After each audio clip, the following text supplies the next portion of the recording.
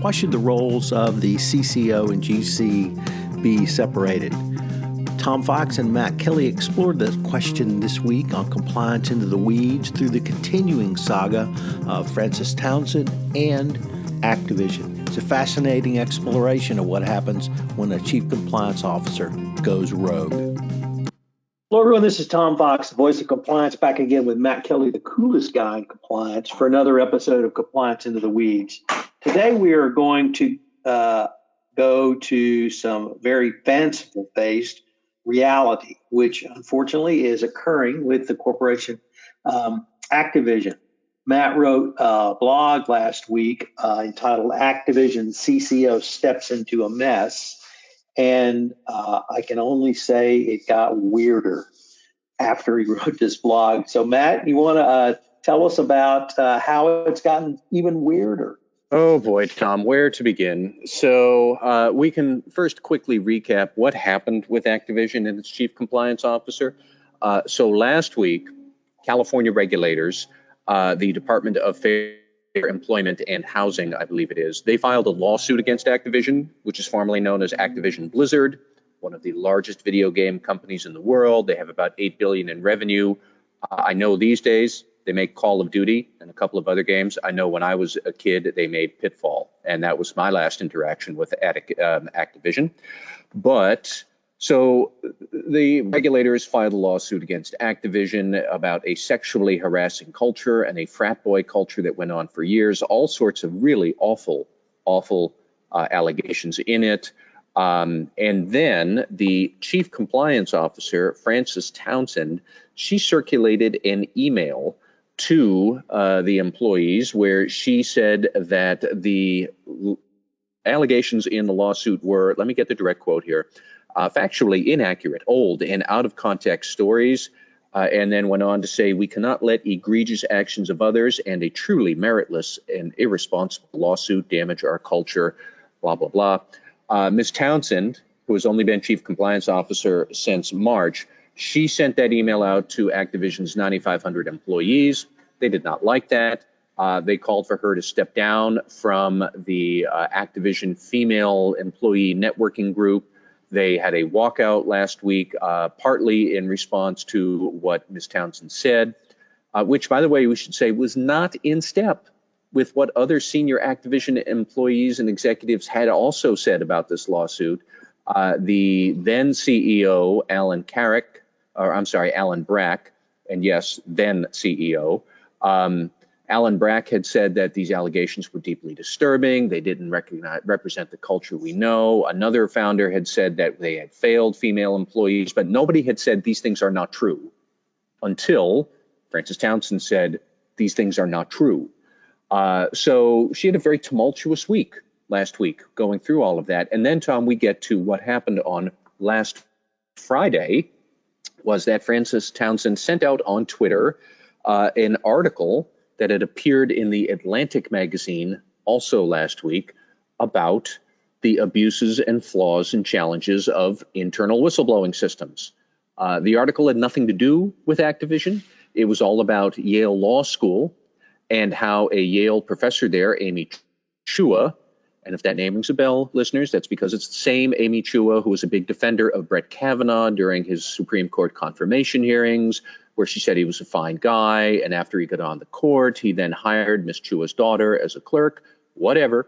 Miss Chua was actually in trouble with Yale Law School for allegations that she had been violating various policies and settlement codes with Yale Law School because she had hosted some law students at her house and that there was alcohol involved during the pandemic, which was supposedly a no-no. And the article explored, did this really happen? Was this blown out of proportion? Are there abuses in the whistleblower systems these days? What are we doing, America? Can we get a grip? That was all the article, and it was nothing to do with Activision. But here, Frances Townsend retweets that out.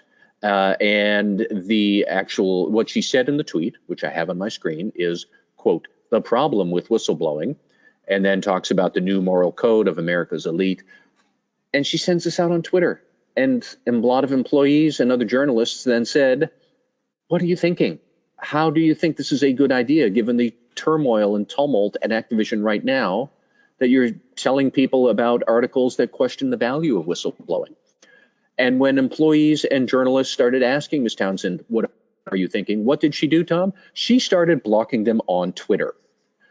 And this is a chief compliance officer who is supposedly there to encourage a speak up culture, tweeting about how there are flaws in internal speak up systems, which may or may not be true. That's a controversial idea. We can explore in another podcast another week. But she puts that idea out there on the football field, and then she starts blocking employees when they complain that maybe this is dissonant with the message of a chief compliance officer. So big mess over the weekend. And Tom, just this morning, it comes news that that former CEO I had mentioned, Alan Brack, he got fired today.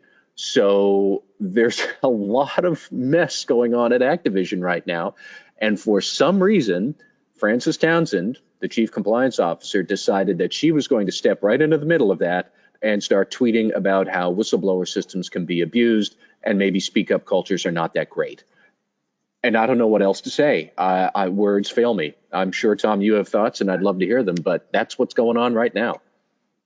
Well, Matt, when I originally read your second blog post about the tweet of the Atlantic article, my thought was over to our colleague Jay Rosen, who is a member of the Screenwriters Guild, has had sold screenplays in Hollywood. And every time I pitched him a story around FCPA or some compliance issue that I think is outrageous, he says, Tom, sorry, it won't work. Every story has to have some basis in reality, and that's too outrageous. And originally that's what this story struck me as. But the more I thought about it overnight, Matt, I think there are really some critical and important lessons that we can talk about here from this imbroglio that Ms. Townsend and Activision find themselves in. And I really wanted to start with, what do you see as the differences between a position, a chief compliance officer position, and a position such as a general counsel? And how do you see the differences in those two really playing out in this one story about Frances Townsend?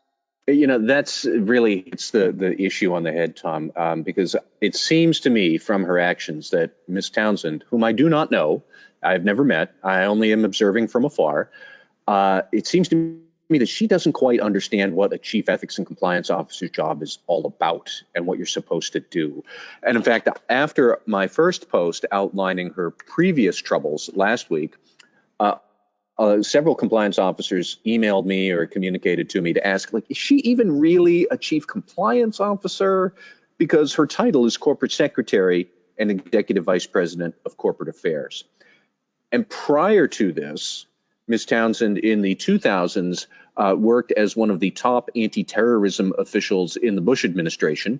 And then she had a long tenure as a general counsel for the billionaire investor Ron Perlman, where she was the general counsel for his diversified holding company. So she has a lot of professional chops. But as I am looking at what is she communicating and what is she saying, she is taking the typical general counsel, chief legal officer, defensive crouch that what we are, the allegations against our company are totally baseless and meritless and outdated and whatnot. I would expect a corporate lawyer to say that in defense of their company. I would even say that if your corporate lawyer isn't saying that, like, what the hell, dude? You know, that's what you're paid for, is to defend the company. But you know, it's not what a chief ethics and compliance officer is supposed to do. And just to go back to Ms. Townsend's title, and is she a compliance officer? Well, according to Activision, yes, she is, because in their press release when they hired her in March, they said that she would be the corporate secretary and executive vice president, and the board had designated her as the chief compliance officer. Now, so does it say chief compliance officer on her business card? Please notice the word ethics is also not in that title. You know, I'm not sure, but look, she's the one who has the chief ethics and compliance officer power and role, and she seems to be coming up short or not understanding that a lot of what the chief ethics and compliance officer does is supporting and building a strong culture of ethics. You are not defending the company per se. You are defending the corporate culture, the ethical corporate culture of the organization, so that the company can stay on the right side of the law and do the right thing.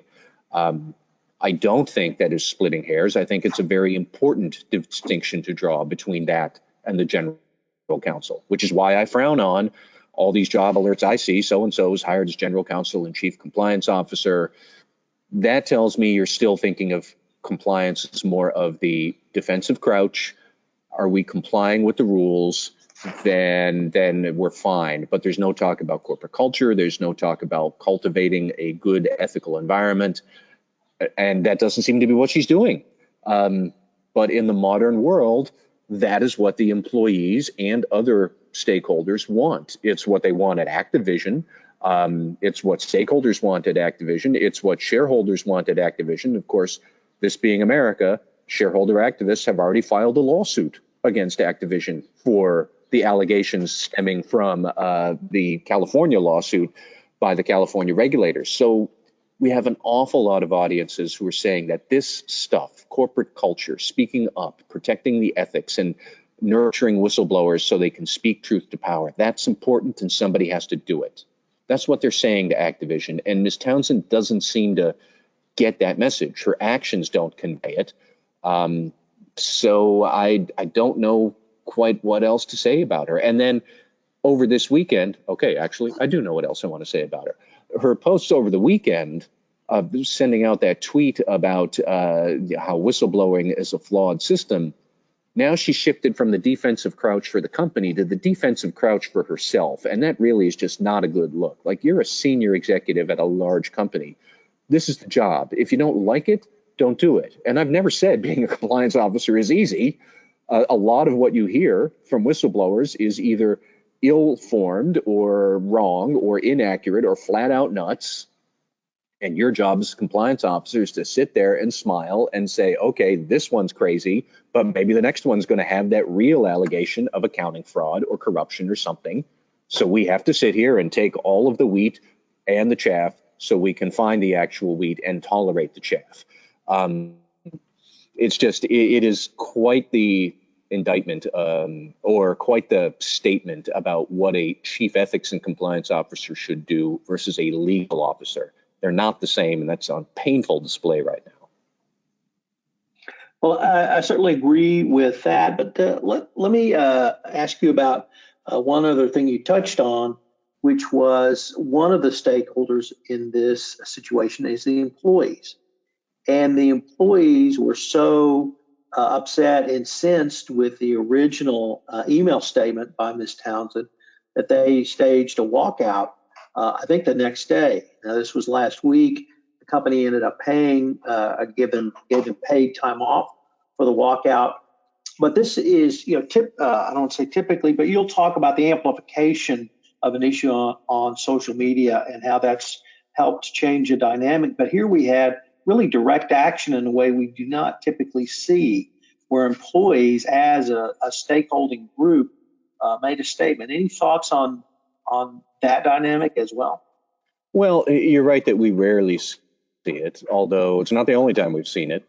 I would what strikes me is, yet again, getting back to social media, it creates the ability for different stakeholder groups that would not normally affiliate with each other. It creates the ability for them to find each other and form common cause around some issue. And it could be a strong ethical issue like this.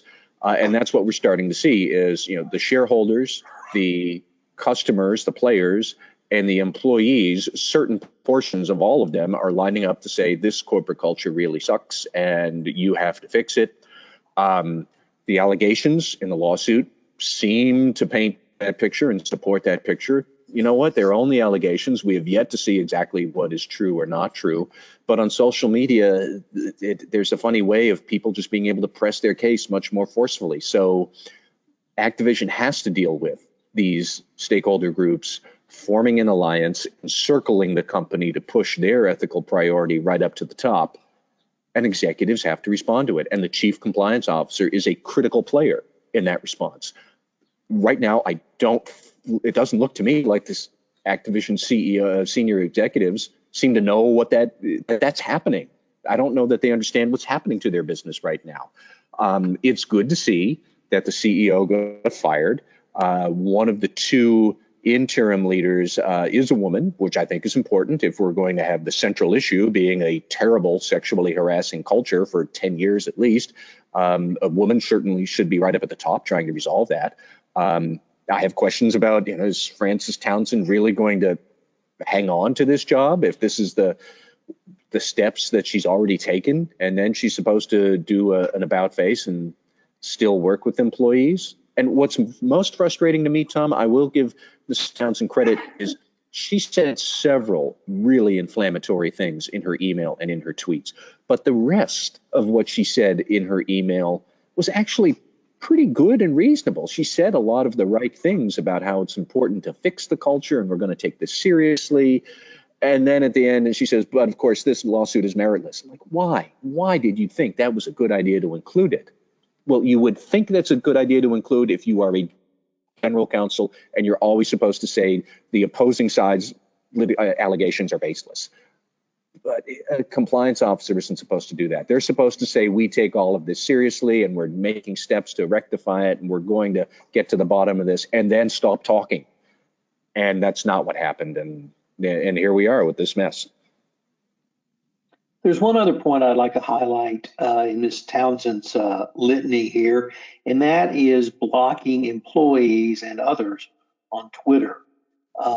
Certainly her tweet about the Atlantic article was ill-informed, but I'm also concerned, or would rather raise the issue with that when you block your own employees on Twitter, are you saying that as CCO, my door is not open? You cannot come see me. It's more than don't bring allegations to me. You can't even come talk to me. I think that is a very good point. I would be interested to tease out some of the nuances of the law here, because I suspect under some legal analysis, you could say, yeah, sure, she's a private citizen. This is her personal Twitter account. She can block whomever she wants. Functionally, what she is doing is kind of the same as disconnecting your whistleblower hotline from certain employee phones or departments so that they can't come to you. And I think a lot of compliance officers would say that's preposterous, and probably a fair number of regulators would also say you can't do that. And also on the legal grounds, maybe she could do this in the private sector. You can't do it if you're a public agency. And that actually was decided in court, where President Trump started blocking various people, and courts basically said, no, you can't do that. And like, look, people, Twitter has mute function for a reason. If you don't like what people are saying, you can tune them out, but blocking them just seems like a very provocative act that sends a terrible message for somebody who's in charge of cultivating a speak up culture. So Matt, for our listeners, I'd like to unveil a new segment on Compliance Into the Weeds, the over-under. And for our first over-under, I want us to give our over-under odds for the length of time Frances Townsend either has a job at Activision or resigns to pursue other opportunities, or perhaps is reassigned to some role such as head of the mechanics wing of the tank commander section in the company for World of War. I don't want to pick on her too personally, so I'll avoid giving a specific date. I would say that last week, I would have thought, okay, that email was definitely ill-advised, but she could certainly weather that. What she did over the weekend shows some serious questionable judgment. And now that the CEO, Alan Brack, has departed the scene and there are new leadership in, suddenly that does open the door for a larger restructuring or a shift in priorities from the new leaders who would be Ms. Townsend's boss. I would not be surprised if that comes. And look, maybe she'd be a great consultant somewhere. Maybe she would be a great defense lawyer if you want to hire some shadowy consulting firm to sink your whistleblower claims. There are still people out there who do it, and I bet she'd be quite good at it. But so far, what she has shown on the ethics and compliance front comes up lacking. And clearly the employees aren't having it. And Like at the end of the day, if the employees don't want it, I'm hard pressed to see how she's going to remain in a tenable position. Well, my answer is a little bit shorter, 48 hours. All right. Well, there's that too. So I'm sure we will have more to talk about on this, but as outrageous as I thought this was, both in terms of conduct and frankly in terms of fictional storylines, I really think there's some significant lessons to be learned, and we had a really good chance to mine those in this podcast. So we'll see what next time brings, Matt. All right, Tom. Thank you.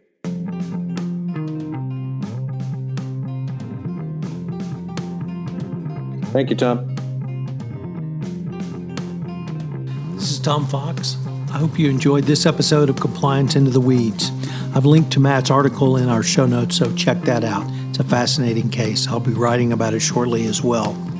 I hope you'll join us again next week where Matt and I take another deep dive, literally going into the compliance weeds for another episode of Compliance Into the Weeds.